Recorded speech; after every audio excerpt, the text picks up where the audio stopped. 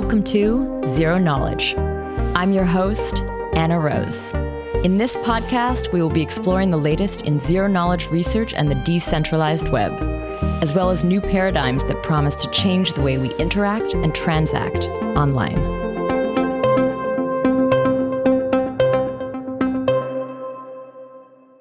This week, I dive into the topic of funding in the ZK space.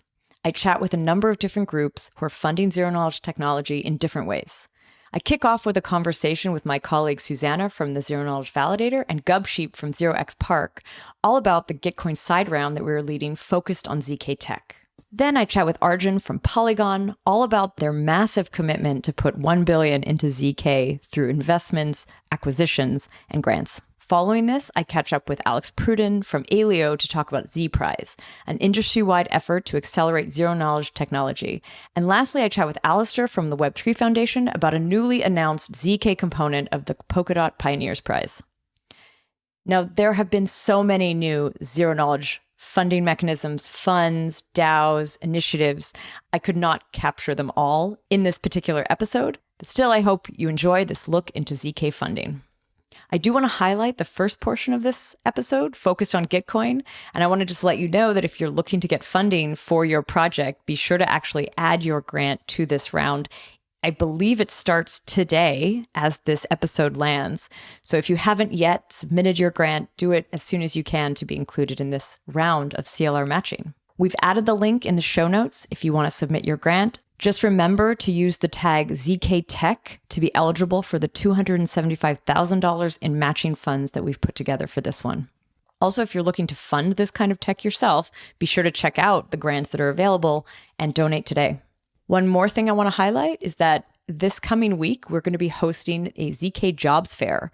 If you're looking for a new opportunity, you want to jump into the space, be sure to sign up. We're going to add the link in the show notes. This is part of the ZK Hack event, which is ongoing right now. It's sort of our wrap-up party for the ZK Hack, as well as the ZK Jobs Fair. So do check it out. Now I want to pass the mic to Tanya, who's going to tell us a little bit more about this week's sponsor. Today's episode is sponsored by Penumbra. Every market is also a market of information. That's why Penumbra believes privacy is the next frontier of DeFi. Penumbra is a cross-chain shielded pool and decentralized exchange, allowing users to shield assets from any Cosmos chain and privately transact, stake, swap, and market make without revealing your personal information or trading strategies to the world. Penumbra Labs is also building in public, so visit penumbra.zone to learn more, use their testnets, and join their Discord. Check it out. That's penumbra.zone. So thanks again, Penumbra. Now here's Anna's interviews on ZK funding. So in this episode, I'll be talking to a number of different groups who are working to fund zero-knowledge tech. And I wanted to start this show off with two specific projects. That's Gitcoin side rounds and 0x Park. I'm here with Gubsheep from 0x Park. Hi. Hey, Anna. Thanks for having me. As well as Susannah, who I work with at the Zero Knowledge Validator. Hey, Susannah. Hey, Anna. So I want to quickly introduce you both to our audience. Actually, Gubsheep, you've already been on the show talking about Dark Forest, but do you want to tell us a little bit about what you're working on, what you're doing? Sure. So these days, I'm thinking a lot about a combination of things, mostly in the applied zero-knowledge space. So I'm still tangentially involved with some of 0x Park's crypto-native gaming efforts, including Dark Forest. But apart from that, we are basically working on trying to understand what it's really going to take to productionalize the next generation of zero-knowledge applications on blockchain or otherwise. And apart from that, we do a lot of grant giving, educational work, community development sort of work. So all of these kinds of nuts and bolts that are involved in putting together what we're seeing as hopefully a nascent ecosystem of applied ZK projects. Very cool. And Susannah, why don't you tell the audience a little bit more about what you do? Yeah, so I've been at Zero Knowledge Validator since May last year. Which, by the way, is almost a year. Yeah, it is almost a year now. But yeah, so at Zero Knowledge Validator, we validate on 8 different networks, but the whole purpose behind the validator is to kind of further zero knowledge and privacy in the blockchain space. So through validating, we then want to support all of the networks that we're active on. And we do this through a number of things, such as events, kind of funding like this, so direct investments and also grants. And then we have like a number of other little kind of initiatives that are ongoing as well. And what I do there is, I guess I do a lot of kind of operational tasks. It's been a lot of different roles, I guess, because we're quite a small organization. We're now growing. We've brought some more people on, which helps a lot. Totally. Susannah, I want to start us off actually talking a little bit about the Gitcoin side round that we were doing. And this, I would say, like, it falls well within the purview of Zero Knowledge Validator, which is to like support and grow zero knowledge tech across the networks that we validate on, but also generally.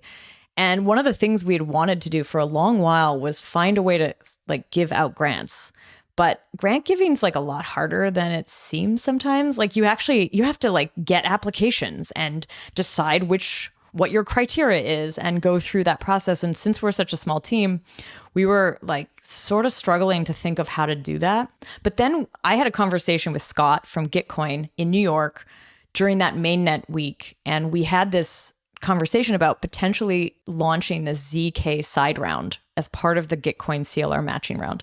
And any longstanding listener to the show has heard about this because the podcast has a grant and like ZK Hack has a grant. So I've been doing this as a grantee for a long time. But yeah, with Scott, we started talking about it as being a grant giver. And Susannah, as like, I feel like you are also often in charge of all the special projects. I brought you in on this one. And yeah, we sort of started to put together the Gitcoin CK side round 1. And that was last time. That was running, I think, what was it, like December 1st through 16th or something, 2021? Yeah, it was the first 2 weeks of December. And I mean, I think Gitcoin really aligned with the aims of ZK Validator because, as I previously mentioned, like we are such a small team that resource constraint is just such a big thing. And I think, I mean, that's pretty much universal across a lot of businesses. But, you know, when you have an idea to do something, then obviously you have to actually execute. And given that kind of the whole process of managing grants end to end, I think the collaboration with Gitcoin helps take away some of that pressure on the small team that we are having to do everything ourselves. So that partnership kind of perfectly aligned. Like we wanted to be able to give back to zero knowledge projects, but we couldn't necessarily manage the whole thing end to end on our own. So it just worked perfectly. Mm. Also, I mean, one of the cool things about Gitcoin is that it's voting by the crowd. Like what we provided with the ZK side round was very much a matching pool, but like the actual votes, like voting on who gets what amount of funding is done through, and actually, Susannah, I think you have the numbers here, but it's thousands of people making small donations to thousands of projects that then results in like kind of a crowdsourced, what would we call it, like distribution. Like you then know what is a very popular project. You know, if they got a lot of small donations from a lot of different people, clearly there's like some groundswell, some sort of public interest that has really like led to that project being successful. And even if the final number isn't that high, because of quadratic voting, their matching rewards could be very high. But yeah, Susannah, do you want to share maybe a little bit about the last round and like what the numbers looked like? Yeah, so for our round, it was relatively really popular as well. It got the most contributions out of all the side rounds. So we had 53,000 total contributions, and that added up to over $300,000. And our matching pool was $100,000. So like the donations from the general public actually amounted to way more than our matching pool, which is really encouraging. It just shows that the round was really popular and has like a lot of appetite to actually be funding zero knowledge projects. Yeah, I think the whole quadratic funding mechanism really kind of emphasizes what people are interested in outside of just our specific interests. And I mean, with a traditional kind of grant giving setup, at least like from an academic perspective, it's like you have some kind of governing body which would make decisions on what's going to be given funding or not. And this just completely distributes that to the people who are actually kind of interested in zero knowledge generally. And they don't have to be like an expert to take an interest. And then that also encourages some element of the grants the project setting up their grants so that they are trying to attract people to donate and to demonstrate why their project is actually useful. Not just to like an expert audience, but to also make it more general, I think. Totally. I want to bring Gubsheep a little bit into this conversation because as we started this round, and 0x Park was one of the matching partners, but as we started it, we realized that Gitcoin grantees, there just weren't that many zero knowledge projects. So all of a sudden we had like amassed a great matching pool, but we're kind of like, oh no, who are we funding? And that's where we, Gubsheep, I was sending you like texts being like, oh man, you work in application. Can you help us out? So this was where I feel like sort of a collaboration between the two groups sort of started. Do you want to just share with us a little bit about how it was on the receiving end of that? For sure. Yeah, I think maybe one of the challenges, and I can't speak to other Gitcoin side rounds, but it would make sense to me if this was the case. One of the challenges whenever you're opening up any new grants program, be it on Gitcoin or anywhere else, is that there's two sides to this interaction. There's the funds themselves, but then there's also the grantees. And I think that a lot of teams in the blockchain space are actually struggling with a similar problem where you end up with these, you raise these like very large sums of money, oftentimes like much larger than what we're seeing on Gitcoin or platforms that are built for general purpose public goods funding. But then you have to go out and figure out like, well, where are we actually going to put these funds? How do we put them to good use? So on our end, based on our work with Dark Forest and a couple of other applied ZK communities and ecosystems, we were able to jump in and find a handful of teams and projects to put on the receiving end of these funds. And I think like the goal here with doing that is to encourage potential grantees as well in the zero knowledge space that this is something that is a legitimate way to receive funds. It's a way to, make your project more visible to the community as well. So hopefully these efforts only continue to snowball as we kick off another ZK round and hopefully future ZK rounds as well. Totally. And this was kind of cool. As the Gitcoin ZK side round had started, we were actually able to bring in a number of grantees. So new grants were created during that period. And by the end, I think we had 19. So we started with just a handful, but by the end, we had kind of like onboarded new grantees into the Gitcoin space. And that meant like just getting them thinking about how to propose a grant, what kind of projects they're building, how to express that to a crowd.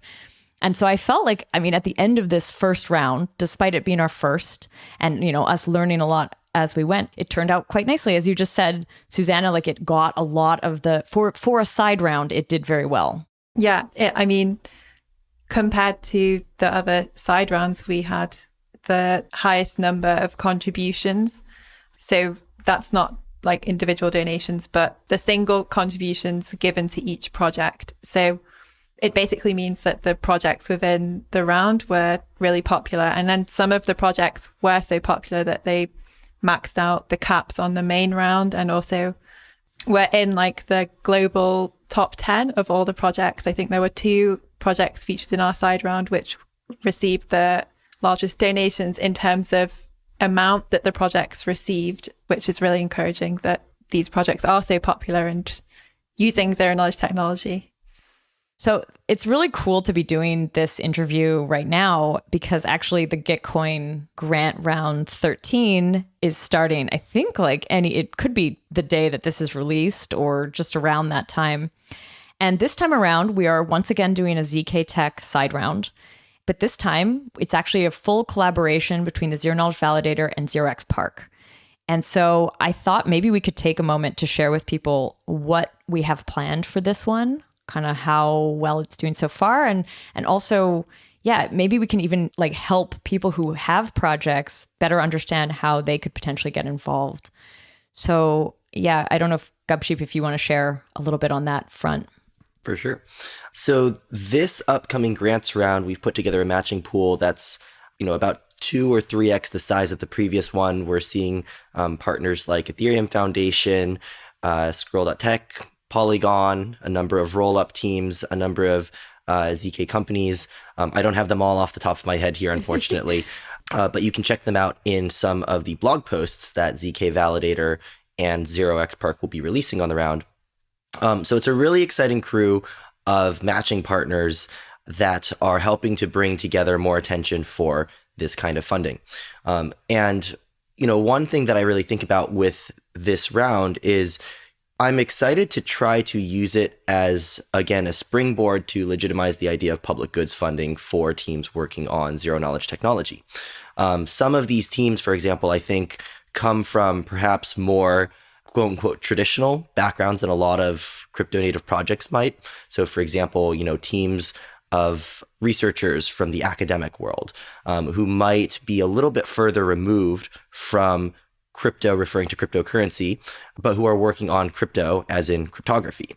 So being able to direct more funding to groups like these, I think would be really fantastic and could open up in the longer term more support from the crypto community for this kind of basic research. Another area of focus that I'm really excited about is I think that a lot of the attention and a lot of the funding in the space is going towards companies working on ZK rollups, which, all of us here on the podcast today are super excited about as a scaling solution for blockchains. But there's this whole other area that I think is currently underappreciated, which is the area of ZK applications. So this means things like Tornado Cash or like Dark Forest, decentralized applications which are enabled by zero-knowledge technology that would not be possible otherwise. And focusing in on these sorts of use cases, I hope can shift more attention into the space of ZK applications that are not necessarily rollups, because I think we're going to be seeing a lot of activity in that domain over the next couple of years. I also think, on that front, I think there's also like some fundamental tooling that it sort of gets, it might be funded through the sort of focus on some of the roll-up tech, but those types of tools that are more privacy focused, for example, or more focused on like games, those kinds of like tools, structures, frameworks, things that won't necessarily be used by the roll-up companies and projects. Yeah, I think this is a great way for us to start bootstrapping those. And they may become equally profitable down the line. It's just that like right now, the focus has been very much on scaling. I just want to sort of pass this to Susannah, because I know you actually have the numbers and data of this round.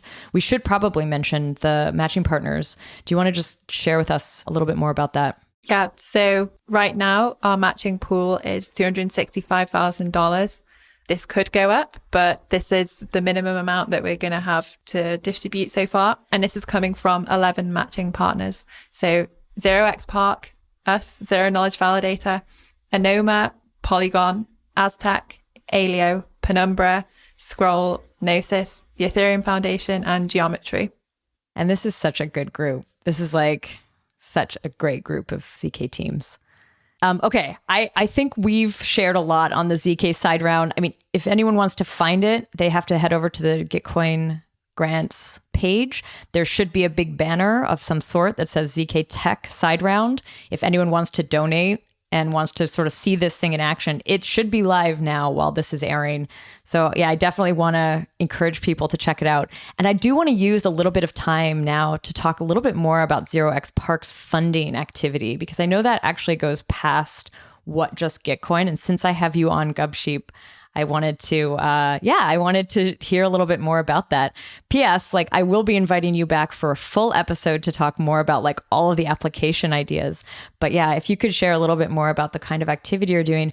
Also, since this is the ZK funding episode, maybe there's people out there who are looking for new ways to get funding for their project. For sure. So maybe first a little bit on 0x Park itself. We are a new organization that has spun up with, in the last 6 months, with the mandate to support application level R&D on Ethereum and other decentralized platforms. So we're fully funded by donations and grants, and we work on a number of different areas, including crypto native gaming with projects like Dark Forest and other projects that are soon to be announced that you should keep an eye out for, as well as a lot of focus on applied ZK tech as well. So a lot of our work is done through grant giving, and we think about grant giving as particularly important in the crypto space because we're seeing simultaneously a lot of work on both new technologies, but also new organizational models. So new models for funding projects, new models for building, and new models for coordinating different teams. It's not always the case that the right vehicle for something to be built in the crypto space is something that looks like a traditional company or business. Or for example, if you live in the US and you're in the startup scene, the, equity funded, VC backed Delaware C Corp. Mm-hmm. Instead, what we're seeing is that a lot of this work is being done open source, which raises questions about how do you ensure that this kind of work, which is very valuable, is properly able to be self-sustaining. But another feature that we see of the space is that projects are so much more interdependent, I think, than you'll see in a lot of software. So for example, you'll have people across all different levels of the stack closely collaborating as standards evolve, as tooling evolves, as we learn more about the best application design patterns. And because of that, a lot of teams don't necessarily want to make a commitment to, for example, starting a startup or a particular type of org right off the bat. I think that this is also a feature of being in software R&D.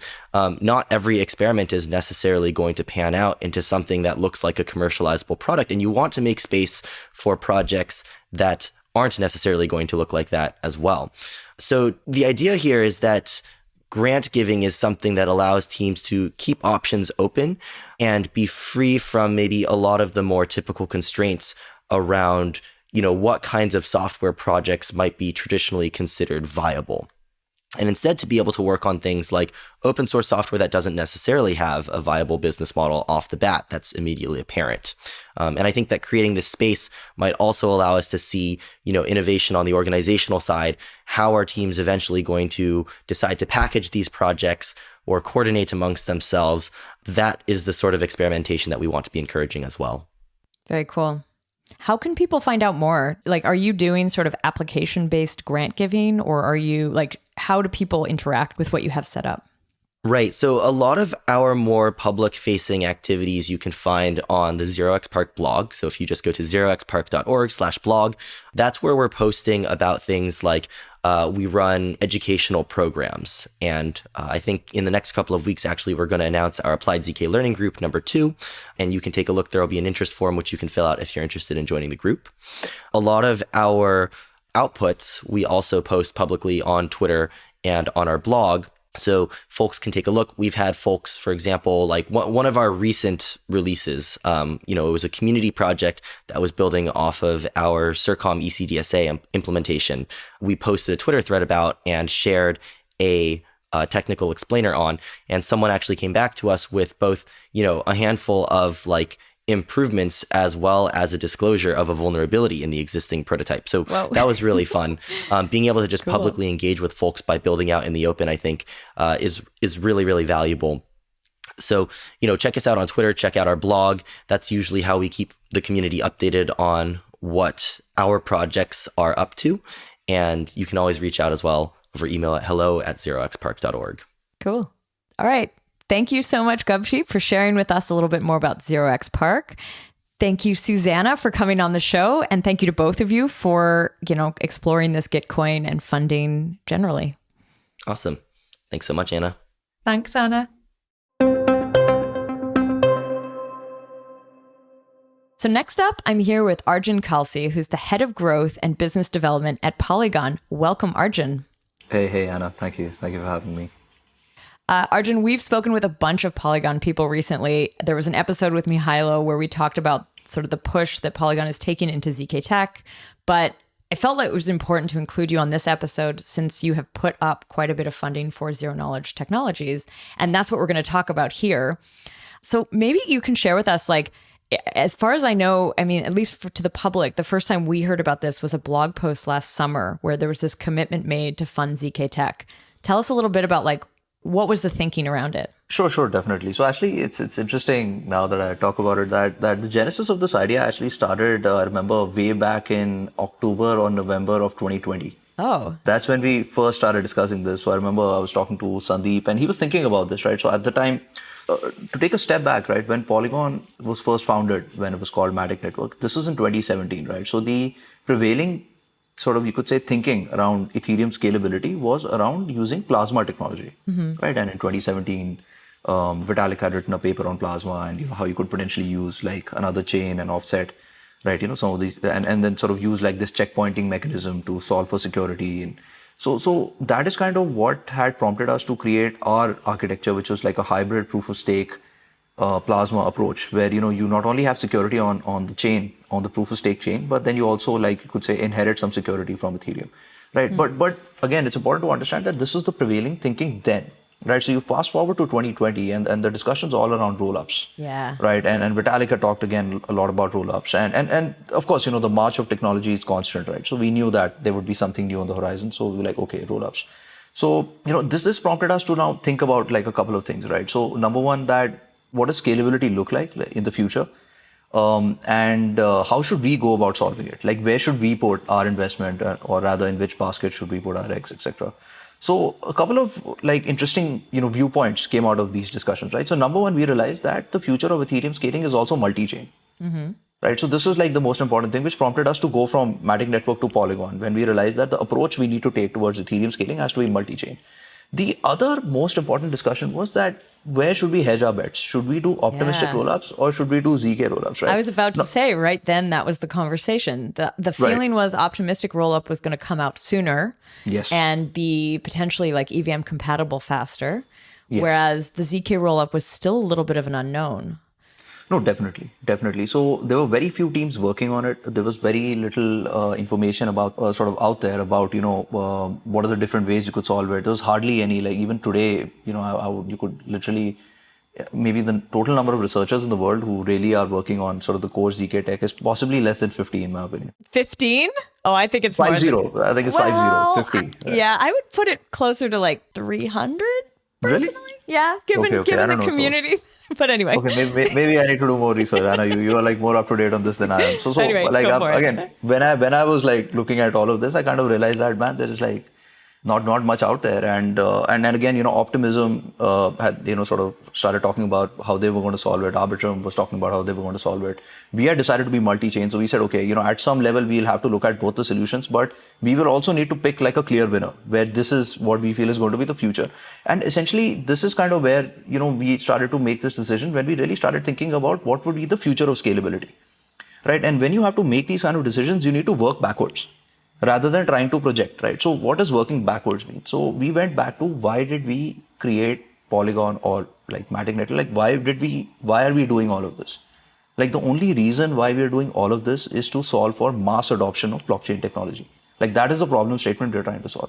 So now the next question is, what does mass adoption mean, right? So mass adoption can be defined in many ways, but the closest analogy you can take that is that of, let's say, mobile phones or smartphones, right, which are so widely adopted in the world, right? So if you look at Android, if you look at iOS, like over 1 billion people, in the world use Android, right? This is not counting all the other, like, let's dumb devices, like all of your connected TVs and fridges and all of that, right? 1 billion people use this. So how do you solve for scalability for 1 billion users, right? Now you start working backwards from that, right? From that problem statement. And when you start working backwards from there, you kind of realize that optimistic rollups to an extent are not going to cut it. Unless, optimistic rollups by itself, again, morphs into something else, etc. But in the form in which even it is where it is today, and possibly even in the next maybe couple of years, like I don't see how it could scale to 1 billion users. But ZK rollups could. The problem is there were a lot of things which had to be solved along the way. Yeah. Right. So it is like you have to go from horse car to race car, but you need to solve like internal combustion engine, etc. Like you need to solve like a bunch of things, and you're like, man, and of course we have to ask ourselves, can this be solved? So this was in 2020 when you were kind of like maybe starting to think about it, but at some point, 2021, I guess, you made the bet. So what changed at that moment? Like, why did you think now let's start funding ZK? I think a couple of interesting things were there, right? So there were some optimistic rollup solutions already which are going live. Right, like Arbitrum is going live, Optimism we could see, and we looked at all of the code, etc., what the community is working at and working on, etc., and we kind of started to really try to see what the actual implementation might look like, how scalable it might be, and based on our research, we realized that this is like definitely more scalable than Ethereum, and it's not altogether bad, but this is not mass scalability, right? And if you want to solve mass scalability, then this is the way forward. Okay. And the question is that are we going to do something which is, are we going to stick to something which is, safe and which works, etc., or are we going to go out there and take a shot in the dark? Cool. Right. This is basically what the decision ultimately is. You can argue for hours about what is better, what is not, and all the things. But ultimately, this was basically the decision. Are we going to go with something which kind of works and which you can work on, or are you willing to take that big bet, that big gamble, which could solve scalability for 1 billion users? And we chose option 2. We said, no, you know what? We're not those kind of guys. We will take the gamble and we will do what it takes. And whatever money is required, so be it. Let's talk about that money. Let's talk about the funding. What is sort of the offer and where does it come from exactly? Is it from the Polygon network, a foundation? Like tell us a bit about that. Okay. It's from the foundation. So essentially, so this is also interesting, right? So if you start to deconstruct what happened, that the word acquisition actually makes no sense in the Web3 world, right? Because you can't really acquire anything. Like you can't really acquire Polygon because the code is free. I mean, you can create your own Polygon tomorrow if you so like. It's open source. So what does acquisition mean? So what we kind of realized that ultimately in this space, what we really need to do is we need to convince teams to work with us, right? We need to convince teams that, listen, you're working on top tier ZK technology, but if you work with us, right, and be a part of, let's say, the Polygon multi-chain ecosystem, then we can bring, our resources to bear, and then combined we can, sort of solve this problem. Like this is essentially it. It's a conversation. It's not really some business deal which is in some boardroom, and people are. This is really not how it happened. This was honestly a conversation where we first made a list of all the top tier ZK teams in the world. Then we started talking to them one by one. And here again, Sandeep, who had written basically the first white paper of Polygon, and Mihailo, who had now come on board, etc., were the top 2 people who were looking at like this, along with JD, Kanani, Anurag, etc., who also are super technical guys and understand this really well. So we evaluated each and every team, and this was the conversation that, guys, like, you are doing this, right? And once you do this, you have to build the chain, then you have to build the ecosystem, etc. We are already great ecosystem builders, right? And we already have a really large, fast-growing ecosystem. And if you work with us, then you can focus on solving like this unsolved problem, while we can focus on everything else. So combined our power, or rather combined, we sort of mutually are complementing each other's strengths. You as a research team, us as somebody who's great at execution. This was the conversation. And all of the funding, etc., was really just, you could say, incentives, or rather acquisition of the team itself. These were really acqui-hires, as one might say, versus really trying to do an acquisition, because like I said, in Web3, you can't do that. You can just, at best, make your case and try to, convince people that together, working along with us, we would achieve the mutual objective. And the advantage was that because we had also substantially grown, we had like a treasury, etc., and we realized that, these problems are already getting solved, but if we could throw more resources at them, then they would get solved faster. Right. So anything which might be like a 2025 solution, we could do it in 23. And that was really the other aspect where, having access to like resources which we had at Polygon, we could really make this a new reality. And of course, there were some other factors which were also extremely important, which is the fact that we are very Ethereum aligned, to the philosophy of Ethereum, and rather to Ethereum's philosophy of subtraction, which is that the true way to scale is not by controlling systems, it's by really decentralizing them. And we have a very clear path on decentralization. So I think when the other teams saw our, what we've achieved and what our philosophy is at its core, they were like, okay, let's work with them, because they're not the kind to boss around people. We'll still have our freedom, right? We will do whatever we want, and we'll have access to resources now, and we can go about solving that problem which we really want to solve. So yeah. Tell me a little bit about the pool of funding, though. Like, how much did you dedicate? What is, and maybe tell us like how much is left and what's that for? So yeah, give us a bit of a sense for this funding that you set forth for ZK. Got it. So number one, we didn't go with this approach that we will spend this much on acquiring the teams. Like, we spoke to the teams first, and we kind of got an idea that this is what it would take. So it was like, again, working backwards versus saying that this is our budget, let's see what we can get, try and optimize our budget. No, like that's not how you solve unsolved problems, right? So we went to talk to the teams. We tried to see what is the best we could offer that, what would be the best offer. And from that perspective, and also did other calculations on, what kind of teams would have to be built, what would be the projected burn rate, etc., all of that. And we kind of decided on a number. And this was that number. Now, in terms of the funding left, I would say... What was the number, though? No, so this was the number, right? We decided we would need at least $1 billion. $1 billion, exactly. Yeah, and at least $1 billion. Wow. Right? Yeah, at least $1 billion to, get all the teams on long, and it might take more. And to the point where how much is left, etc., like I told you, there's no budget here. If you have to spend another $1 billion, we'll do it. Cool. Like, for us, what is required is that we have to solve this problem, right? Like this, because if you solve this problem, then you have solved mass adoption. right? Yeah. The whole reason why we are doing all of this, the dream will be realized. And for that, there is no budget, like whatever it takes. So that's the kind of mindset we go with here. But you had sort of set out originally, like at least in the summer, what we saw was like $1 billion is going to go towards ZK Tech. And in a lot of ways, that is sort of this acquiring, but not exactly, because you are also kind of adding more into the research and stuff like that. Yes, grow the research team, structure, yeah. What else are you also looking like? And actually, wait, before we go into the future and like what else you have maybe planned, but I wanted to ask you, are you only looking at ZK solutions for scaling? Because ZK obviously has more characteristics potentially. So for us, the long-term bet is definitely ZK, but it's not as if we're not looking at optimistic rollup technologies. Interestingly, the blockchain which we are building with Ernst & Young, the Nightfall implementation, is an optimistic rollup. Oh, yeah. Yeah, it's an optimistic rollup which uses some ZK sort of technology for privacy. Yeah. Oh, yeah. So that's actually what I was going to ask. So it's like, are you also funding privacy tech? Not are you also funding other scaling solutions, but is it more like, are you looking to develop ZK very much narrowly in the scaling sort of dimension, or do you want to see like a flourishing of other use cases and stuff? We want to see like flourishing of other use cases for sure. We've been closely watching like some other really top tier teams doing this. Like Aztec has been doing some great work. Yeah. So many other protocols, have been sort of doing this. Like, for example, even the Hermes team had been working on IDEN 3, which is a very interesting, sort of identity management solution. So, or CIRCOM, the very, very popular language, and DSL. CIRCOM. Yeah. So we want to build this entire ecosystem. It's not just about ZK rollups. Of course, we also realize that in certain cases, privacy will be required. When you look at mass adoption, right? When you look at enterprise adoption. So when you work again backwards from there, you realize that you need to have solutions for privacy. You need to have proper tooling. You need to have identity management. So many things need to be built. And this is kind of, like I said, the answer to what the other question which you wanted to ask, like what else are we going to be spending money on, is basically all of this. Yeah. Right. So ZK rollup is just the blockchain, right? You need to solve tooling. Right. And what we're seeing, for example, today, if you look at blockchain technology in general, like a proof of stake chain and what we're seeing on Ethereum, is that there is a huge amount of focus right now today, which is good for the ecosystem, on tooling. Right, which is building, sort of testing, no code environment. So you have to do all of that, for ZK as well. You need to grow the entire ecosystem, like just like how we've done for our proof of stake chain. So a lot of resources will go into that as well. A lot of teams we're going to incubate for this. So that is the other part of the story. Cool. So you've mentioned a few of the teams that have actually like been brought in through this funding.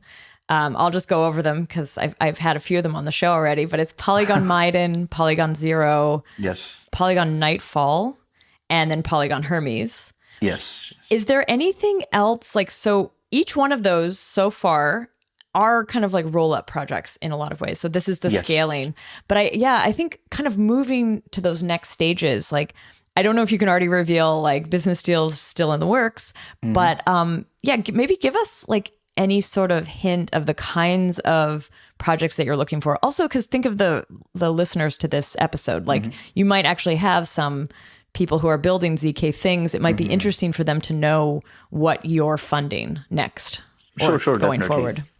Like I said, so what we are really focusing on right now is definitely getting a lot, like talking to teams who can build great tooling to make it easier for developers to sort of start building for ZK rollups, to start building for that technology. Now, of course, all of this will be within the within the EVM sort of environment, right? So there'll be minimal, let's say, work required, but there will be a fair amount of tooling which would have to be built to, for example, let's say, manage the ecosystem. For example, all the sequencers, etc. And if you break down, for example, ZK technology, right? And if you look at the various parts, for example, creating the rollup, creating the proof, like there are at different stages, there are different problems which need to be solved. So we're looking for teams who are working on these problems, and if they've figured out some great solutions to these problems, like that's the approach we're taking. So I would not say that we are really like shopping around or looking for a team. We're really looking for people who are problem solving. This could be anyone, frankly speaking. It could be like a university student, it could be like a top tier funded team, but like that's really what we're looking for. And currently our, of course, 100% focus right now is to get our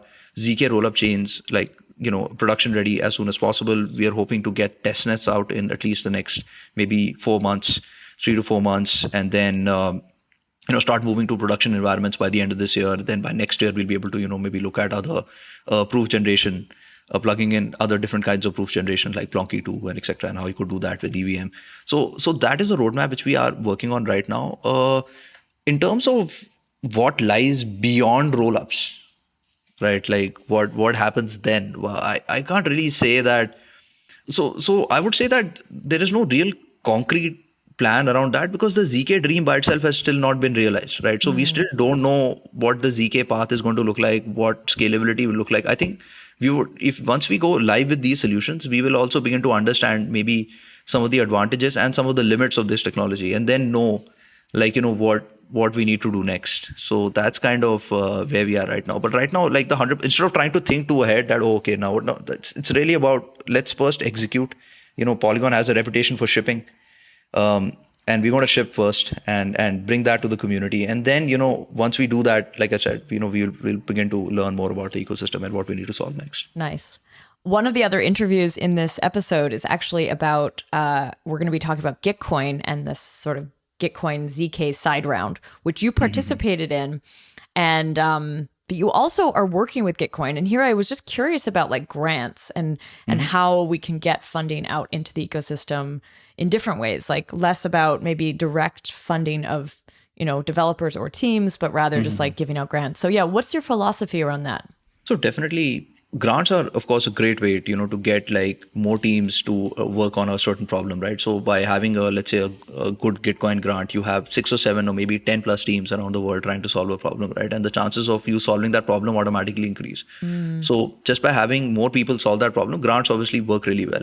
Now, we've had a grant program for a long period of time. So if you look at what Polygon has been doing, we've been giving out Gitcoin grants. We've been doing hackathons for almost the last 3-4 years. Like, so this is something which we do. I think it's so important for for all projects to have great grant programs so that we can grow that blockchain ecosystem. It's still very small compared to, like Web2 and some of the other tech out there. So this is very important. Now, in terms of like how we want to engage going forward. So of course, one part is that we come across teams, who are doing great work, and then, we try and see if we can work with them. The other part is, of course, like I said, so within the ZK space, we are trying to identify problems, right? Or within the blockchain space in general, like where are some of the problems which need to be solved, right? And there are multiple ways to solve it. So one way is grants. We've also done something very interesting within Polygon, right? So we've created this program called EIR, which is an Entrepreneur in Residence program. And this is another way of solving problems, right? So think of it like problem solving. So we have a very large ecosystem of 10,000 D apps basically live on a platform. So having an ecosystem this big allows us to zoom out, right? And from like a 60,000 feet, really look at what's missing. Right. So what's missing on NFT in gaming, what's missing on the DeFi side, and what's missing on tooling, what's missing on research. And by having an EIR program, we can find teams and give them focused problem statements to work on. Saying that, guys, work on solving this. We know it's a problem for the ecosystem. Maybe, it's not been noticed yet, but we know because we're able to see and visualize this. And we will provide the funding and whatever's required to do this. So it's also grants, but it's also programs like, working with lots of incubators and accelerators, but also having these EIR type programs, which allow us to attack like multiple problem statements in different ways. So this is kind of how we want to go about doing ecosystem building, which is enabling freelance developers, but also in like highly motivated teams who want to maybe switch over from Web2 and work on focused problem statements. Very cool. I love that idea of bringing over some Web2 folks into Web3 as well. No, this is the DeFi team. Actually, Hamza and I think Sanket from the DeFi team came up with this concept. A brilliant concept. So yeah. Cool. Arjun, thank you so much for coming on and sharing with us a little bit about Polygon's ZK funding goals. And good luck with the next period where I hope to see lots of funds going into your ecosystem to fund this kind of tooling. Absolutely. Thank you. Thank you so much for having me. So I want to welcome back Alex to the show. Hey, Alex, what's up? Hey, Anna, good to see you again. Last time you were actually on for the ZK Hack event back, I guess just a few months ago. We did this wrap-up episode. But this time around, you're here to talk about ZK funding. Why don't you tell us a little bit about yourself and what you're working on? Thank you. So I'm the COO of Aleo, and I'm here because we're organizing this initiative across the industry called Zprize, which I'm really excited to hopefully tell you about. Very cool. So maybe let's start with the seed of this idea. Where does the idea of Zprize come from? Yeah. So first off, on the name, I guess the name is sort of a riff on Xprize, which, is an initiative that's been around for a little while. It's a competition to encourage, people to kind of solve these generational problems with breakthrough solutions. So that's where the name came from. But the idea really started with this problem that we face at Aleo, where we have a system or a platform for private applications, and a blockchain is part of it. There's a proof of work algorithm that we use, which relies upon generating zero knowledge proofs, or miners have to generate those zero knowledge proofs to participate in the consensus.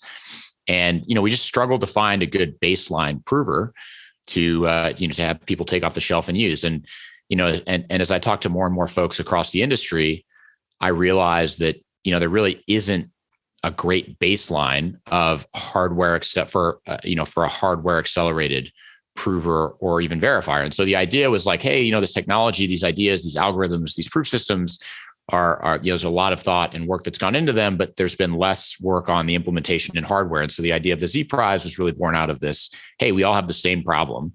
If these provers or verifiers were more performant, it would enable these applications that we're all talking about. And so why don't we band together and create a competition and trying to incentivize teams to build that? And in this case, it's very much focused on like hardware acceleration. When you say that, you're kind of talking about like building something towards an ASIC, I guess, like a snark type ASIC.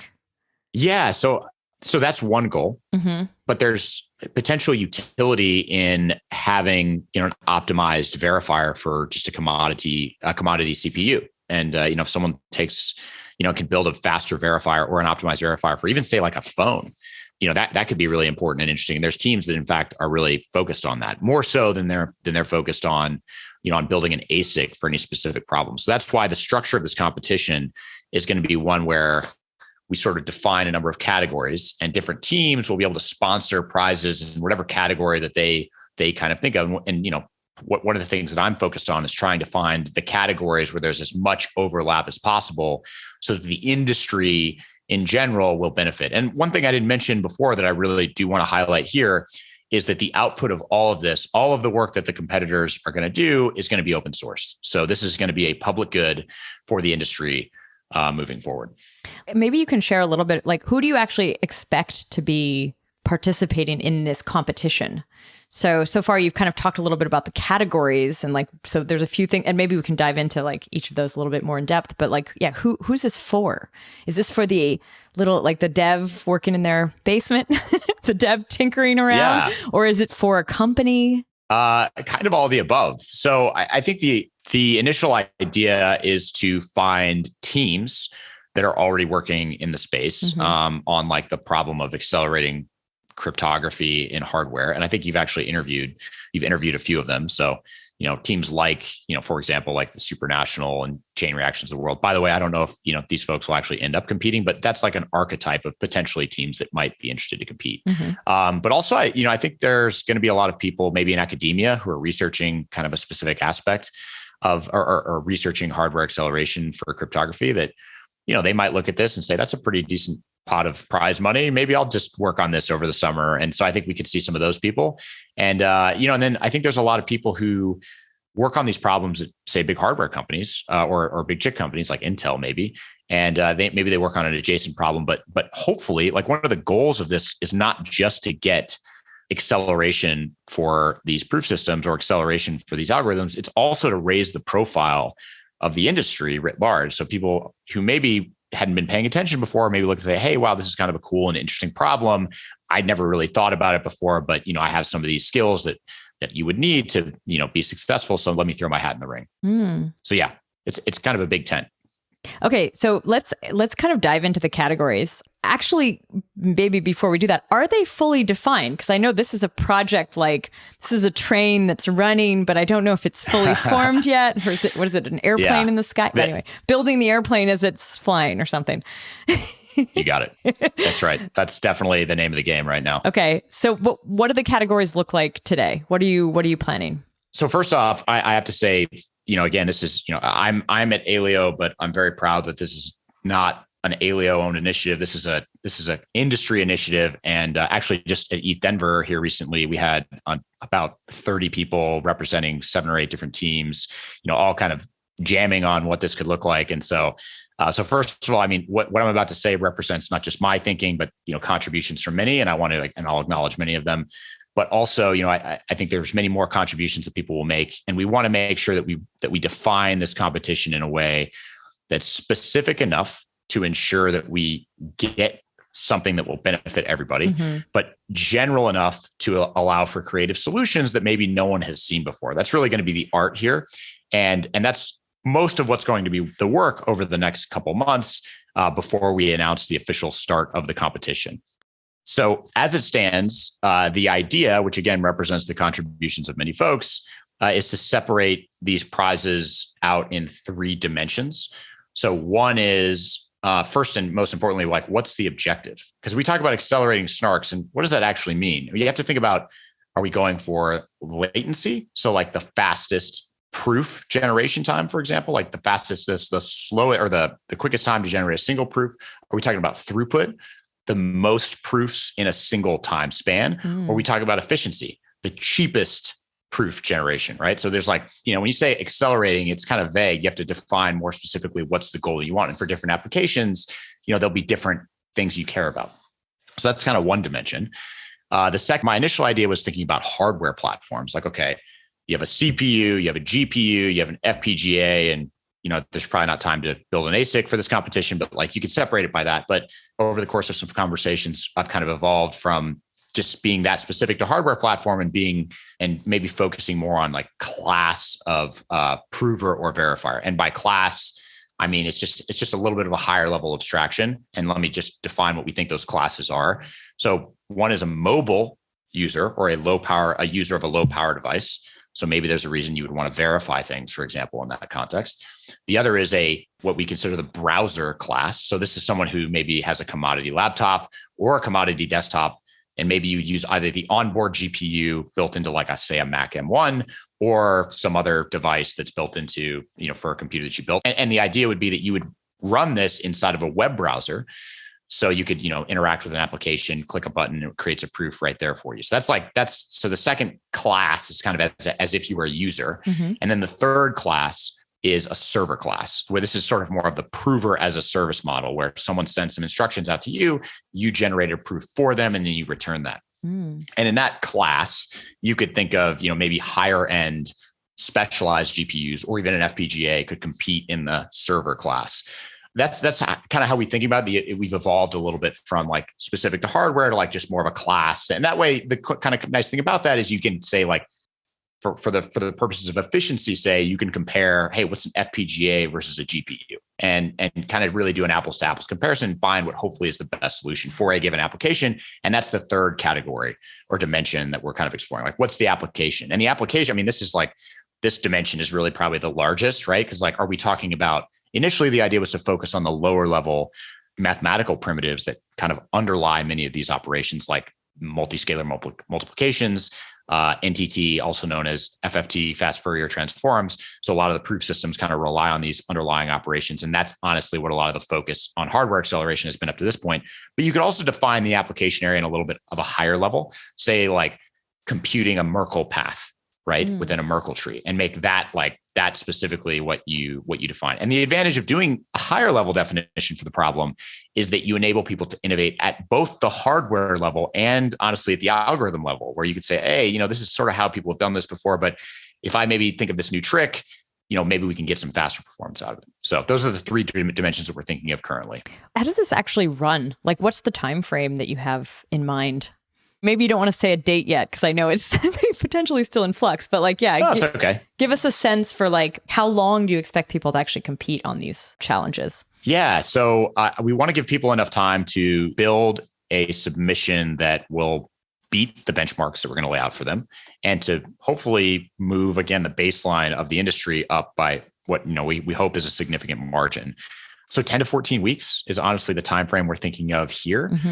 Now that, for some applications, may be too long. For others, it may be too short. But I think for the majority of the stuff that we're talking about, with the kind of expertise and time and effort that it will require, from talking to many people, that's sort of what we've converged upon. But hopefully, possibly, I guess in my wildest dreams, potentially this is something that maybe will live on beyond a single competition. And, you can have maybe a yearly event, or maybe, as this evolves, maybe there'll be a competition that, is longer in time frame or consists of multiple phases. So, but this initial competition, we're thinking of lasting between 10 to 14 weeks. And you kind of mentioned the 3 types of challenges, but are there going to be 3 competitions, or are there multiple within each type kind of? So back to the building the plane as it's flying kind of thing. Yeah. So I think this is actually, maybe it's important to say what's going to happen right from this point, from when we're recording this interview to when we start the competition as currently contemplated sometime in the middle of April. What's going to happen now is getting together a committee of people from the industry, organizations that have already committed to supporting this effort, at which point, right now we're around, I think, 30 different organizations who've committed in some way. Mm-hmm. And we're going to, from them, choose a committee balanced between academics and industry practitioners from different perspectives, hardware, algorithms, zero knowledge. And we're going to try and basically rigorously answer all of these questions and define in very specifically what the competition looks like, what the benchmarks are the competitors need to beat, and then figure out, okay, what prizes to allocate, how to allocate the prizes. Is there a first, second, third? Is there a winner take all? So these are all questions that I get to help lead people in answering, and we collectively as a group are going to kind of structure and figure out in a way that maximizes hopefully the success of the effort. I think a question here is like, why would people participate? So you'd sort of mentioned the types of people who would participate, but like, wouldn't they keep a lot of this info to themselves? Like, I mean, obviously there's a cash prize, but what are you thinking could really encourage people to share this stuff? Yeah, I think I just want to emphasize that I don't think the objective of this is to get the best prover for X. Because again, all of us, and Aleo maybe most specifically has a protocol that if you apply this knowledge, you could profit as a miner potentially, right? And I think it's unrealistic to expect the people who have this knowledge and would be that successful to want to share it all with their potential competitors. But I do think, and I believe that the prizes that, the industry will be sponsoring will be enough to, I think, get a better baseline than what currently exists. And I think so much has been built upon open source foundations. Take LibSnark, for example. Like LibSnark is a open source public good software library that people use. ArcWorks, very much the same thing. Like these are foundations that people can use and build upon. And I'm hopeful that this is the same thing, but for kind of a category of, like in a more applied way, for like a category of, hardware devices or for, user classes that people can then take and put together as building blocks and then build their own things. And the reality is, I don't even think it makes sense to try and optimize super far down a path for any one proof system today. I mean, remember, like a lot of these proof systems, the authors of which you've interviewed on this show didn't exist 5 years ago. And 5 years from now, we could very well have all moved on from all of the stuff we're talking about. So, I think that's sort of why I view this as an incremental iterative effort. And I view this as like, let's establish and then try and move the baseline up. There's always going to be competitors who are going to be 10x better than the open source baseline. But as long as that open source baseline keeps moving up, I think we as an industry stand the best chance of being able to evolve faster and faster and make these applications practical that people talk about. And possibly more decentralized, because then more people can actually find it and use it. Exactly. We're all about, this principle of decentralization, is what I think really defines this industry. And so hopefully we can maintain that as well. Cool. Where should people find out about it, actually? Yeah. So we have a landing page with all the information you need. Awesome. So I'll share that with you in the show notes at zprize.org. So people can go there, check it out, sign up for a mailer to kind of get updates. And we're going to be, as more details about this competition get solidified, you can kind of go there. I encourage you to go there and check back in and, and see what new stuff there is. Again, we'll also put out an announcement about when the competition will officially start. And again, I think for now, the main thing that I'm really excited about is just, you go to the landing page and you'll see the number of teams that have already signed up to support this in some way. And it's great. I mean, it really does, I think, represent the vast majority of this industry. And it's great to be collaborating as a community for something that like this that affects all of us. I think it's too easy for any one of us to get focused on the specific problem that we're working on. And it's easy to forget that we are part of this broader community working on this technology that's truly groundbreaking. Totally. And I should say a little caveat, we like Zero Knowledge Validator is part of that initial group. Yeah, I guess I can name a couple if people are interested. So it's the Ethereum Foundation, Protocol Labs, Mina Foundation, Aztec, Zero Knowledge Validator, as you mentioned. So that's several of the teams. I'm not going to be exhaustive because there are many, but I'll just mention those few. Of course, Aleo is part of this effort. we've got some of the other folks from the kind of the venture side, Galaxy Digital, Bain Capital, Variant Capital, and some others. And again, the full list is on the landing page, but I feel pretty good that it represents kind of the full spectrum of stakeholders within the industry. And of course, Anna, very excited to be working with you on this as well through the Zero Knowledge Validator. Very cool. Alex, thanks for coming on the show. Hey, thank you very much for having me. This was great. So now I'm here with Alistair Stewart, who is the lead scientist and research team lead at the Web3 Foundation. Welcome, Alistair. Hi, Anna. So, Al, you've been on the show before, but in the past, it was mostly about the research you were doing. This time around, we're going to be talking about an initiative happening focused more on funding. So there's a ZK component to the Polkadot Pioneers Prize that I just recently heard about and thought it would be great to include in this episode all about ZK funding. Why don't we kind of start from the top of that? What is the Polkadot Pioneers Prize? What's the point of this? What is it? So it is a sort of X Prize-like initiative in theory. We've been given $1 million by the Treasury to give out to teams that are doing cool stuff for Polkadot. And the plan is to put a large part of it, like the vast majority, towards zero knowledge stuff. Cool. So tell me, how does the Treasury funding in all of this work? So there's a Polkadot Treasury, a place which is kind of accumulating funds. But yeah, kind of who decides how this is distributed? And kind of where did the Polkadot Pioneers Prize initiative even come from? Right. So the Treasury its spending is controlled by on-chain governance. Mm-hmm. In particular here, the Polkadot Council. So the money from the Treasury comes from inflation, from transaction fees and things. And we have this sort of mechanism called a bounty, whereby the Treasury can decide it's going to spend the money on something. So we have a vote.